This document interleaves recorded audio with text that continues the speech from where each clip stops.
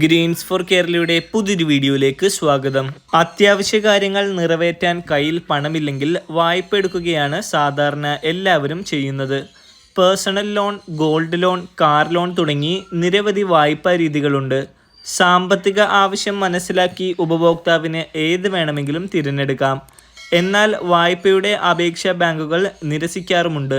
സാധാരണയായി അപേക്ഷയിൽ നൽകിയിരിക്കുന്ന വിവരങ്ങളുടെ പൊരുത്തക്കേട്, കുറഞ്ഞ ക്രെഡിറ്റ് സ്കോർ തുടങ്ങിയവയാണ് വായ്പ നിരസിക്കാനുള്ള കാരണം.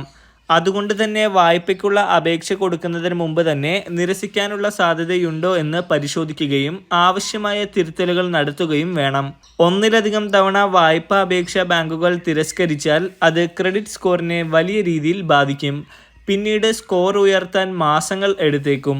അതുകൊണ്ട് തന്നെ ലോൺ അപേക്ഷ നിരസിക്കപ്പെട്ടിട്ടുണ്ടെങ്കിൽ സ്വീകരിക്കേണ്ട നടപടികൾ എന്തൊക്കെയെന്ന് നോക്കാം.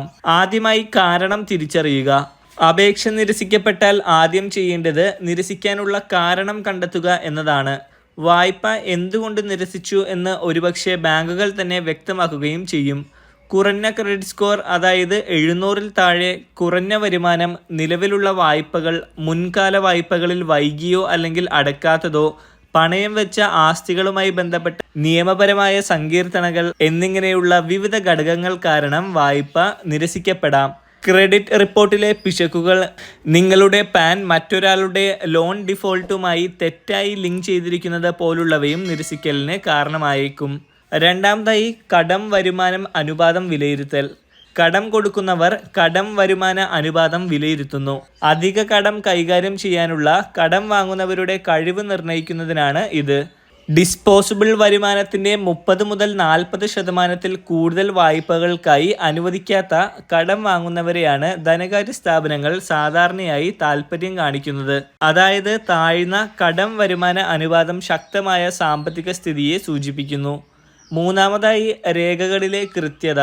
പേര്, വിലാസം, ഒപ്പ്, പാൻ, ആധാർ, ലോൺ അപേക്ഷകൾക്ക് ആവശ്യമായ മറ്റ് രേഖകൾ തുടങ്ങിയ അവശ്യ വിശദാംശങ്ങളിൽ കൃത്യതയും സ്ഥിരതയും ഉറപ്പാക്കുക. ഇവയിൽ ഏതെങ്കിലും തരത്തിലുള്ള പൊരുത്തക്കേടുകൾ ഉണ്ടെങ്കിൽ വായ്പയുടെ അപേക്ഷ നിരസിക്കപ്പെടും. അതുകൊണ്ട് തന്നെ അപേക്ഷ നൽകുന്നതിന് മുമ്പ് വിവരങ്ങളെല്ലാം കൃത്യമാണെന്ന് ഉറപ്പുവരുത്തുക. നാലാമതായി, അപേക്ഷകൾ പരിമിതപ്പെടുത്തുക. ഓരോ തവണയും വായ്പയ്ക്കോ ക്രെഡിറ്റ് കാർഡിനോ വേണ്ടി അപേക്ഷിക്കുമ്പോൾ ധനകാര്യ സ്ഥാപനങ്ങൾ അപേക്ഷകന്റെ ക്രെഡിറ്റ് ചരിത്രം പരിശോധിക്കും. ഈ പരിശോധന ക്രെഡിറ്റ് സ്കോർ ചെറുതായി കുറയ്ക്കുന്നു. അതിനാൽ ചുരുങ്ങിയ സമയത്തിനുള്ളിൽ ഒന്നിലധികം വായ്പാ അപേക്ഷകൾ നൽകിയാൽ അത് ക്രെഡിറ്റ് സ്കോറിനെ ദോഷകരമായി ബാധിക്കും. അതുകൊണ്ട് തന്നെ കുറഞ്ഞ സമയത്തിനുള്ളിൽ നിരവധി വായ്പാ അപേക്ഷകൾ നൽകുന്നത് ഒഴിവാക്കുക. അഞ്ചാമതായി, ക്രെഡിറ്റ് സ്കോർ പതിവായി നിരീക്ഷിക്കുക.